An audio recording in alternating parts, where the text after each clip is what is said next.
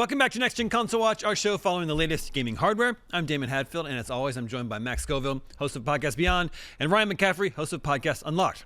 And this week, we're checking in with some missing in action PS5 and Xbox Series games. Games that were announced maybe years ago, maybe over a decade ago in a couple of these games' cases. They've been mostly radio silent as we wait and wait and wait for a release date. Games were announced, haven't heard anything in a while, but not canceled. So maybe a good place to start is with Kingdom Hearts 4. Which I think is probably one of the most anticipated games out there from Square Enix, announced in 2022. Last September, we got an update from Tetsuya Nomura. Kingdom Hearts 4 is steadily moving forward according to schedule. Please look forward to it. You'd love to hear it. Max, there was a long time between the announcement of Kingdom Hearts 3 and its final release, wasn't there?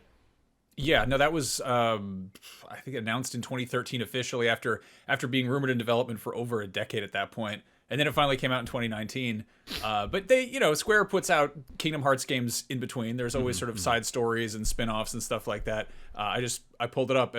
Kingdom Hearts 4 will be the 15th entry in this series. So 4 is doing a lot of heavy lifting there. But yeah, I mean, I think this is a franchise that, it's got its dedicated fan base. It's got its diehards.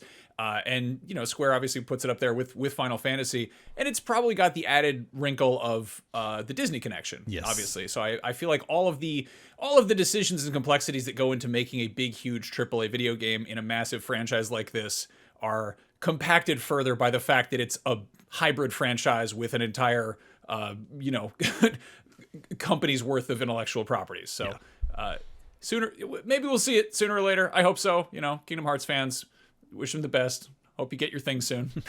I hope 4 isn't completely impenetrable for those people that haven't played the earlier game. Yeah, that's how 3 was. Yeah.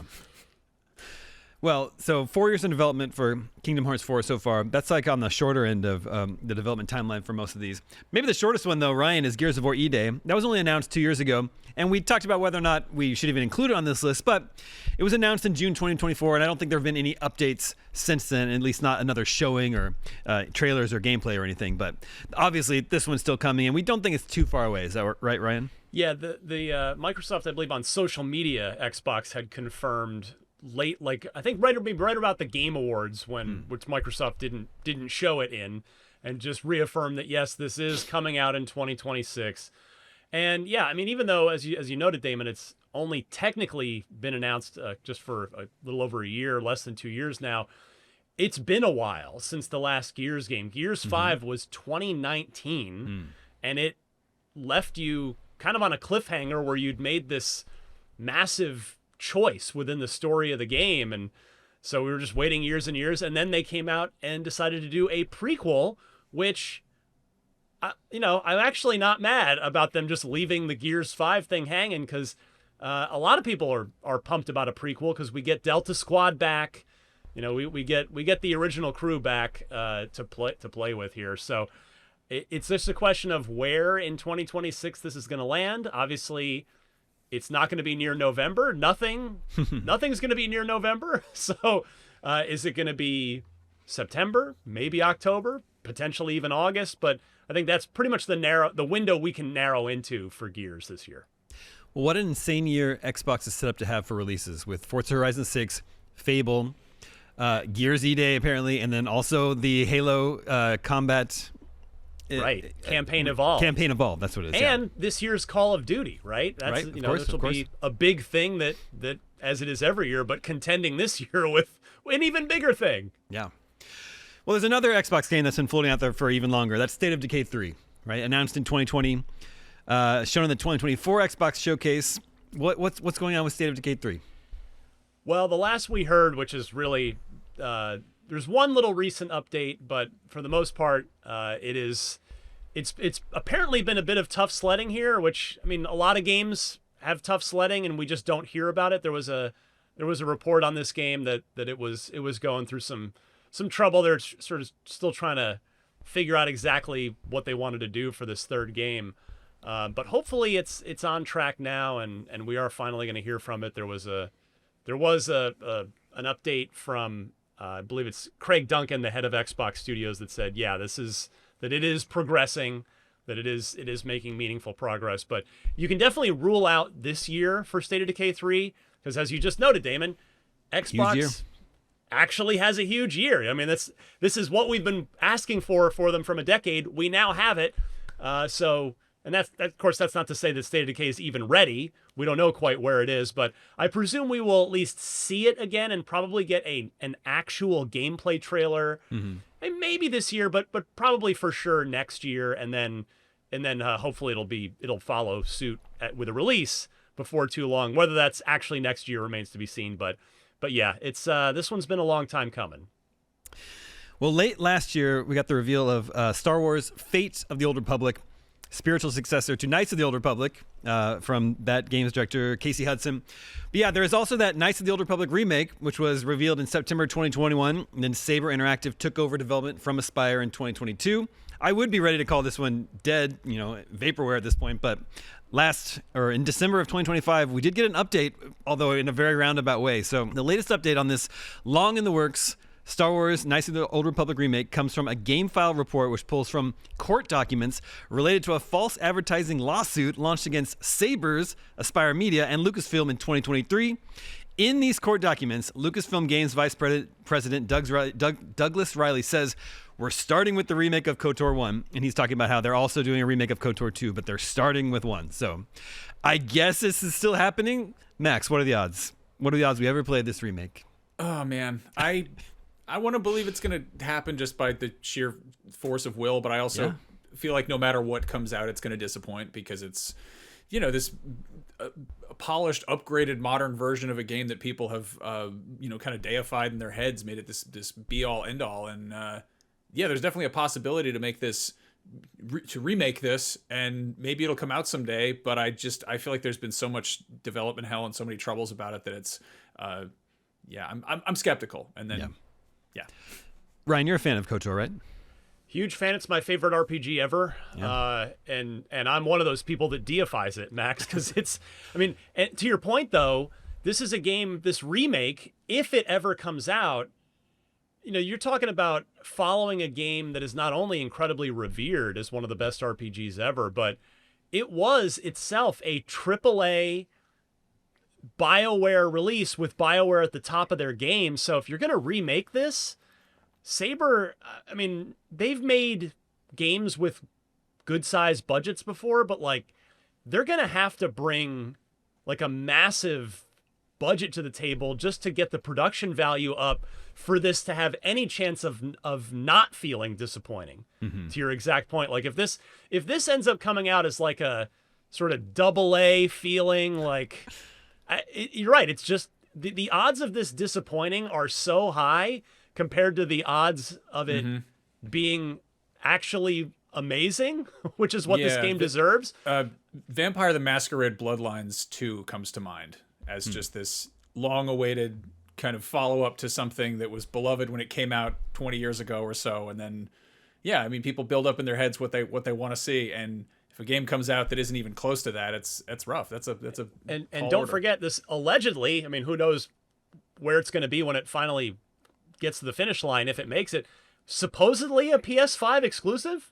It was announced that way. Yeah.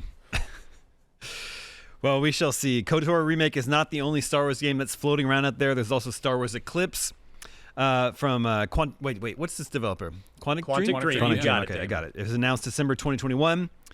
Then nothing, and then last October, David Cage said, "Of course, development of Star Wars Eclipse continues, and we are eager to share more with you in the future." It's like anytime this happens, when a game is announced and then years go by, no updates. If they ever sort of resurface it again, they have to re-reveal it again, right? They have the whole work of revealing a game ahead of them again. My favorite thing about this is when and if it eventually gets re-revealed and re-announced and presumably actually released, going back to this announcement trailer and seeing exactly how far it's come and how much it differs. This feels very just sort of we got a cool idea. We got a cool idea for a game. It's going to be a great trailer. In both of these cases, they were both Game Awards reveals with CG trailers, and then they go quiet for years.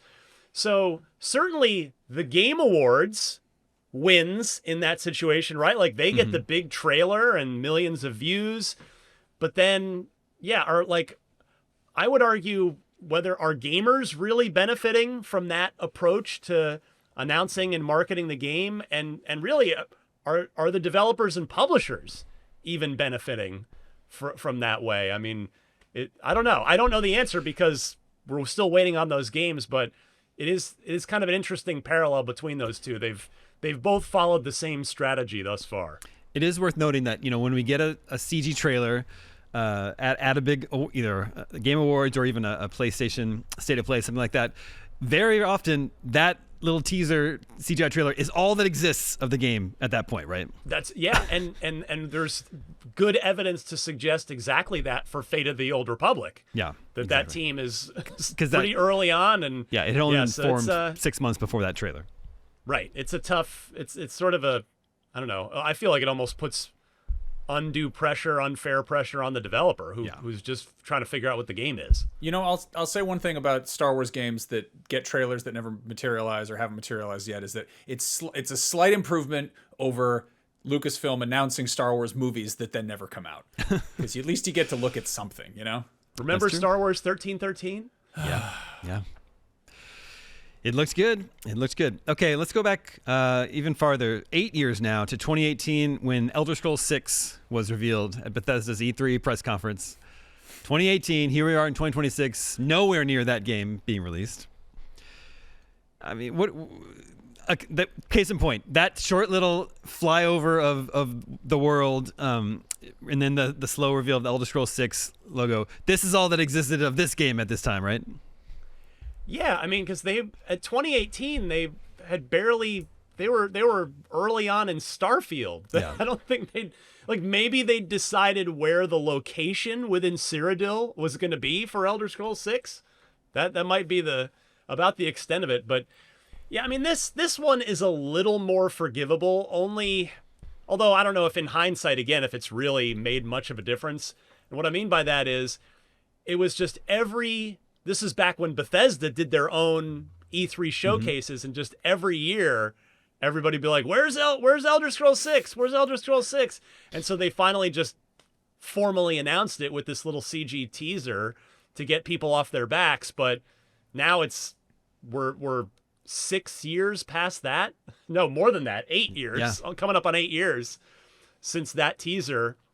And as you said, Damon, we're no closer to that game coming out. I mean, I don't know anything, but given the fact that Starfield came out when it did, we're looking at fall of 2028 as the earliest we would likely see the Elder Scrolls 6. So I feel like with these early reveal trailers, most of the time they're for a studio that's trying to staff up and kind of raise awareness of this project. It's sort of, if you've got shareholders in mind, it's building some awareness. I feel like the Elder Scrolls 6 was just a shut up to the fans. It was just we're working on it. Leave us alone. And now we're still like, okay, are you still working on it? Where is it?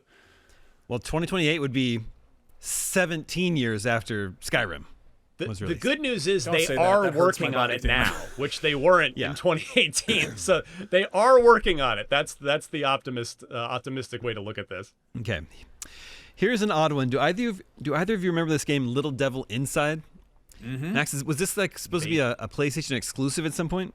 Yeah, that was announced fairly early on, alongside early PS5 games, and yeah, it's a kind of cool looking indie game. It's got a very neat art style, and it really kind of felt like the sort of thing that would have come out by now. I actually had to double check to make sure that it didn't come out. Right. I want to say we had a preview up about it, or somebody checked out a demo of it, and again, it's a trailer that doesn't even fully convey what this game is about. And yeah, I can't help but feel like this was maybe sort of an indie game in the wrong place at the wrong time, where it got lumped in with a bunch of big, huge PS5 announcements, and we're kind of holding it to the same regard, but I'm guessing, a small studio that's probably still sort of tinkering away at it.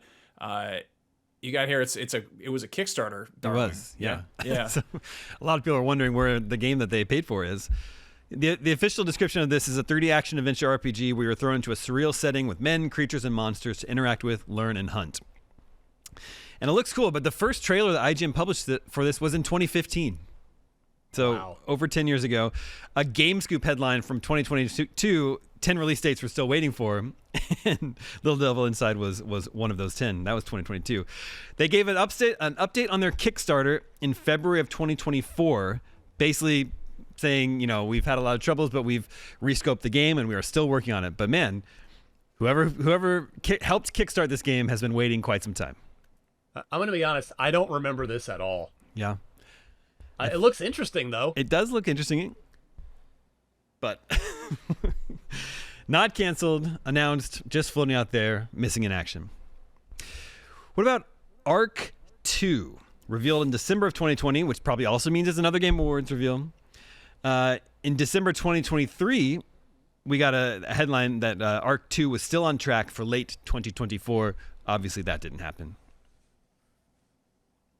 Yeah, this is an Xbox exclusive, I believe. It's really? definitely been at an Xbox showcase, but they remade the first Ark in Unreal Engine 5, maybe as sort of a tech test bed for this. I'm just purely speculating there, but yeah, this is a Vin Diesel joint. That's sort of what helped get it a bunch of attention when it was first announced. But look at that, 2023 on that Okay. on that trailer.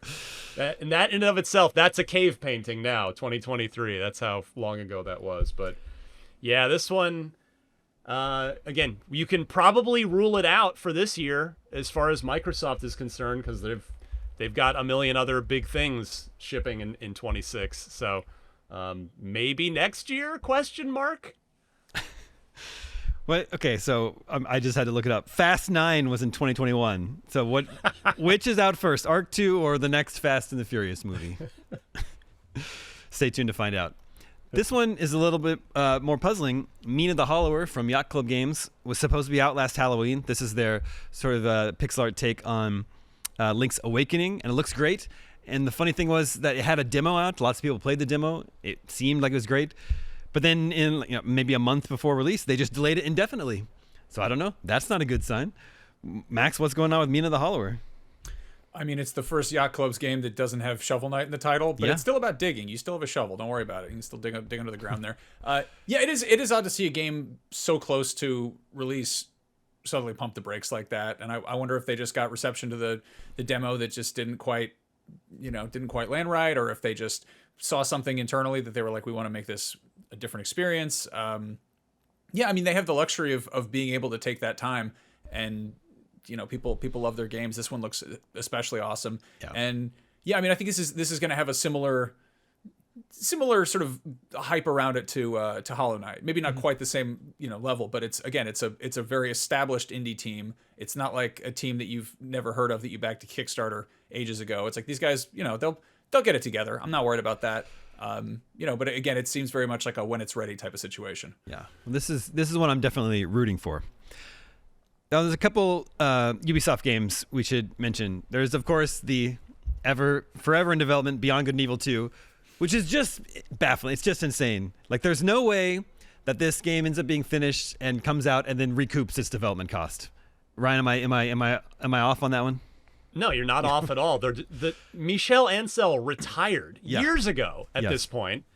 As you noted, it seems impossible for this game to make money. Then again, they still went ahead and released Skull and Bones, which, that seems like it was probably a similar business case. But this, I'm on record repeatedly, and I'm not trying to be antagonistic, or I have nothing against the game, but I just genuinely don't believe this game will ever come out. Sure. I really don't. There's no evidence to suggest it will ever be released. But what's odd is that Ubisoft did just cancel a handful of games, but not this one. Somehow. What did we find? The first announcement of this in some form was in like 2008? Yeah. And even the sort of formal E3 showing with remember what there was some actor, Joseph Gordon-Levitt. Thank you, Max. Yeah, with a you can explain it better than I can, but yeah, it's 2017. We looked this up right before we recorded. That was 9 years ago at this point. Yeah.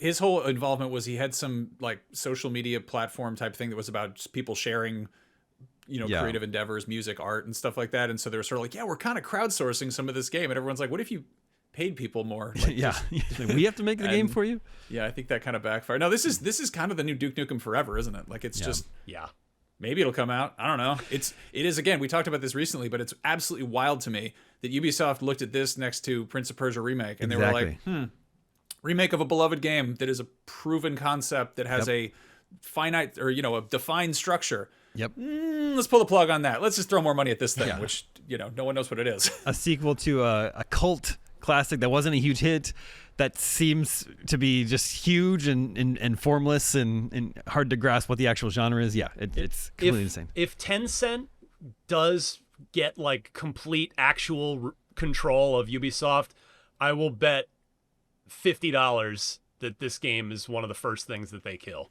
Yeah. And again, I don't say it maliciously. I don't say it with any mean spirit, but it just doesn't make sense from the outside why this project is still going. I agree. The other Ubisoft one is the Splinter Cell remake, revealed in 2021.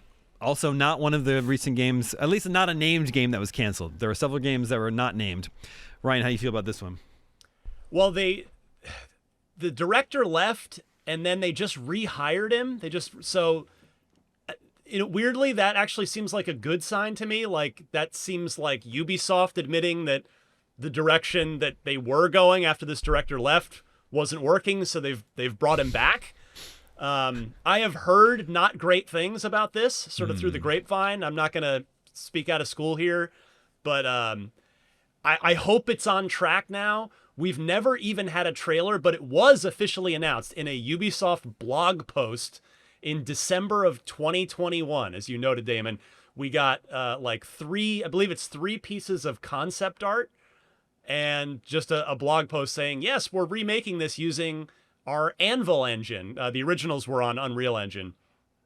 And so it's, I want nothing more than for this to happen and be great. And I've not completely lost hope on this. If Ubisoft will actually invest the resources into this being good, I think it can be, because I think the gameplay will hold up. They just, they even said in that blog post they need to modernize the story, obviously the technology side. Splinter Cell was super cutting edge tech-wise at the time. It's an interesting idea that, like, we're so used to remakes being pretty one-to-one with what the original was, but in this case it is kind of a moving target because it is hooked up to current events and current technology, and that's, again, they might have to sort of rewrite some stuff by the time it's out to play catch up. So cautious optimism on this one for me. This footage is making me want to go play some older Splinter Cell games, though. Right. Max, BioShock Infinite was out in 2013. A new BioShock game was confirmed in 2019. Then nothing for a long time. August 2025, BioShock 4 is going to come out. Take-Two CEO Strauss Zelnick promises, quote, that I can say hand on heart without question. So definitely going to come out, but having a rocky road. That same month, BioShock studio Cloud Chamber underwent layoffs and then appointed Rod Ferguson as the new BioShock head. So doesn't sound like we'll be playing a new BioShock anytime soon, but hand on heart, Strauss Zelnick promises we will be playing it someday. What do you think? I believe it. I think I get the sense Rod Ferguson is kind of the guy they bring in to just get something back on track. Like, I feel like a similar thing happened with Diablo 4. Well, he also was the fixer that came in and helped finish BioShock Infinite. So there it is. Okay. He's done this before on this franchise. Not his first rodeo. No, I would say, again, BioShock is a beloved franchise, but it's in this weird spot where how do you capture that same experience while also making something revolutionary that is also, gonna make good on the development costs that they've sunk into this. Like, it's the kind of same Beyond Good and Evil situation where this thing has been presumably in the works for so long that there's no way it's gonna break even. Like BioShock, the first few, they sold well enough, I guess, but they're not GTA. Like, they're not quite in the same category there. So I'm fascinated to see what they do with this thing next, and I hope it comes out. But it's also going to be very much like, is this, it's the sort of the ship of Theseus approach to BioShock. Well, this to me clearly it's an IP play for 2K, right? Like, they believe that there's money in this franchise. Like, the movie is still allegedly in development. I can't remember if it's a theatrical big studio release thing anymore or if it's Netflix now. I want to say it's Netflix. Okay.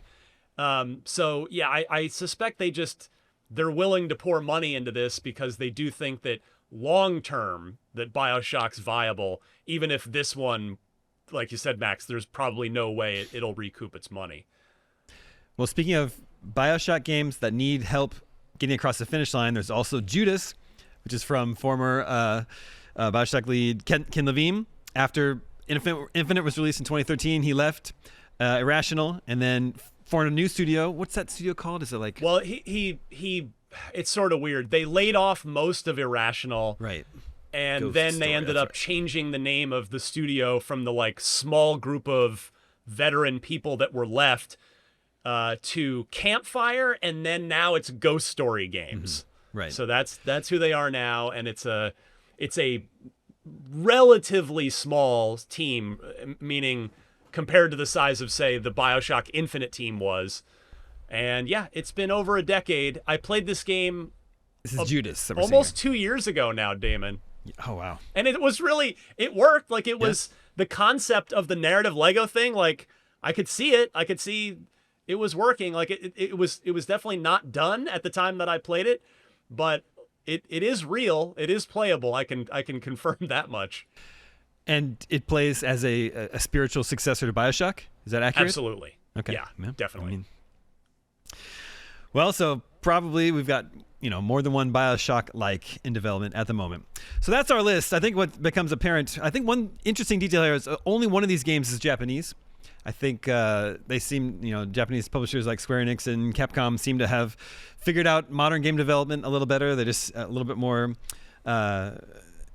reliant on actually finishing games on schedule and getting stuff out the door. Western developers seem to have really struggled in recent Seems years. like a management thing, doesn't it? Like, It does, just generally speaking, like they're better at just managing these projects than Yep. Western developers are and Yeah. Western publishers.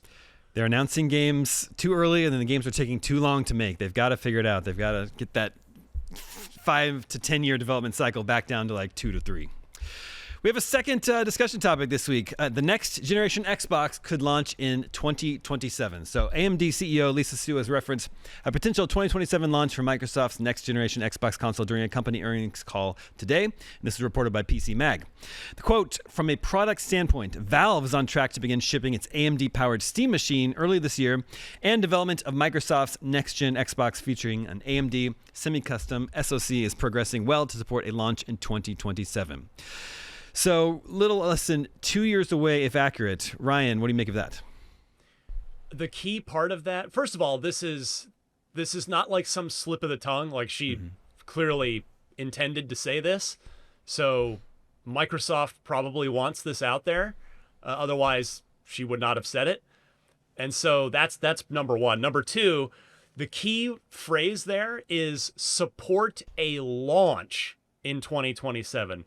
So she's not saying that AMD will have the chip like ready. We'll finish the chip design in 2027. She's saying support a launch, which means they will have manufactured millions of chips, millions of these SoCs to support a console launch of, however you want to get like 1 million or more units out there for day one, whatever it is. So I am inclined to believe that it is going to launch. The next Xbox will launch in the fall of 2027, because if AMD's going to have millions of chips ready to go, I can't imagine Microsoft's just going to sit on those for a year for a fall 28 launch, as the technology will just sit there and age and not be used for anything. So I think this is Microsoft starting to just telegraph what they're doing before they actually announce it, probably on the back of the Xbox's 25th anniversary this November. Well, ever since the I guess it's really only 2 generations, but PS4, PS5 generation, and Xbox One, Xbox Series X and X, those 2 consoles, they would launch within like a week of each other. But going back to the 360 and PS3 generation, the 360 had a full year's head start on the PlayStation 3. So my question is, Max, you think, since we've had recent rumors that the PlayStation 6 would be 2028 at the earliest, should Sony be worried about Microsoft potentially having a year head start on the next generation? I think they've got a bit of a head start on Microsoft right now, just to be blunt about that. We've seen how well the PS5 is doing. We've definitely seen Xbox kind of floundering in terms of, everything's an Xbox. Play it anywhere. Play it on PS5. We don't care. And again, we're seeing console sales taking a dip. It's kind of a downward trend lately, and obviously it's, they're not going anywhere completely quite yet, but I don't know if Sony needs to worry per se. I think this is probably an additional headache for game developers, because it's just, if we have a disparity between a 2027 2028 Xbox and then a 2029 PS6, that I feel like that's just, again, and then you got to account for a Switch 2 and then last gen, and it's just kind of spreading games a little bit thin there. I wonder if this would also, if we're looking at a full generational leap, or if this is going to be like a Series X Pro or something like that. I mean, we're hearing there's a bunch of chips. I'm interested if it's going to be, is this going to be a generational thing, or is it just be kind of like getting a new phone? Ryan, do you picture this to be the actual next generation, the PC like Xbox? Well, it better be, because we've already had, was it Sarah Bond, I believe, saying, again, there's the words that these executives use are extremely carefully chosen. And we talked about it on this show at the time, where she said I believe it was, if I've got the quote correct, that the next generation would be a very, very premium experience. Yeah. If I have that quote correct. So translation, it's going to be expensive. And if they're just going to try and sell us a $800-$900, $1,000 Series X Pro, that's not going to fly. Nobody, I know it's probably going to be this open platform PC-like thing, but it's going to need to bring a sufficient level of horsepower to even get anybody remotely interested in buying it. So it's going to have to bring a substantial leap in technology, and I just think for me I agree with Max. The year head start, or year or more, it's not really going to matter.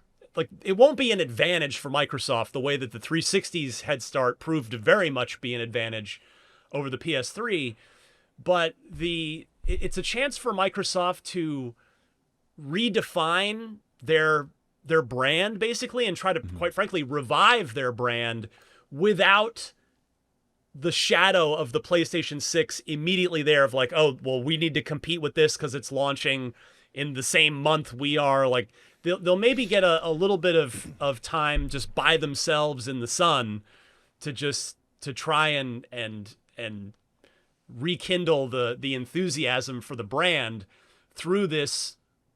It is definitely a bold direction if that's where they're going with this open PC-like box. So, I think that's really the only benefit is sort of for Microsoft to get its own house in order. It's not really about getting a jump on the PS6. Well, this week we got reassurance from, again, Take-Two CEO Strauss Zelnick that Grand Theft Auto 6 will, in fact, launch this fall, November 19th, I believe. And we talked about on this show how the PS5 Pro will be the best place to play that game at launch and for the foreseeable future. However, if a new generation Xbox is out in late 2027, that could be one advantage. Do you agree, Ryan, that could then be the best place to play GTA 6 on console for a while? It might be, because, it's GTA 6 is going to sell bajillions of copies in that first year. But as we saw with GTA 5, 6 is probably going to keep selling bajillions of copies over time. So, if the next Xbox is a noticeable leap in performance and or visual quality over the PS5 Pro, then maybe that, even though it'll be a year-old game at that point, it could be a little bit of an advantage for Microsoft. Put it on Game Pass. A fat chance of that one, my friend. Well, speaking of GTA 6, that's the subject of our poll this week. We want to know, with GTA 6 coming this November, will it affect how many games you'll buy this fall? Is GTA 6 the only game you'll buy this fall? Or maybe you'll also get Wolverine or Call of Duty. Maybe you'll wait and see what other fall games are announced first. Make sure to vote at IGN.com the day this episode goes live. We'll share the results with you next episode. Just like we can last episode's poll, what February game are you most excited about? Not too surprising as Resident Evil Requiem. Far and ahead the lead with 60% of the vote. That will be followed by Dragon Quest VII Reimagined, then Neo 3, then Mario Tennis Fever, then High on Life 2, then Reanimal. Although I think Reanimal looks pretty cool. I'm looking forward to play that. Okay, gear up for zombie horror in Resident Evil Village, or get wonderfully weird with Date Everything and keep the good times rolling with Bus Simulator 2.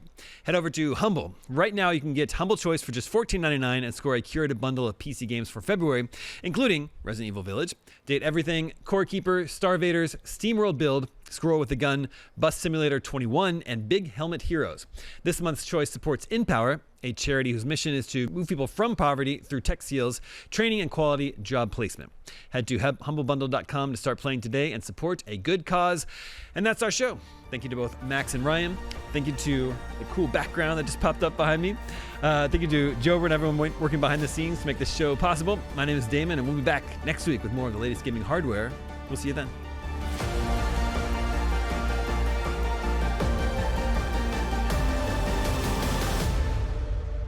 This episode of Next Gen Console Watch was produced by Damon Hadfield, Jobert Atienza, and Sam Claiborne. Damon is also the host, and Max Scoville and Ryan McCaffrey serve as regular panelists. Technical direction is by Jobert Atienza, with technical production by Marian Franzen and Amir Rakib. Audio engineering is handled by Amir Rakib. Post-production editing is by Jobert Atienza, and graphic design is by Justin Vachon. Next Gen Console Watch is an IGN production and part of the Geek Media Network.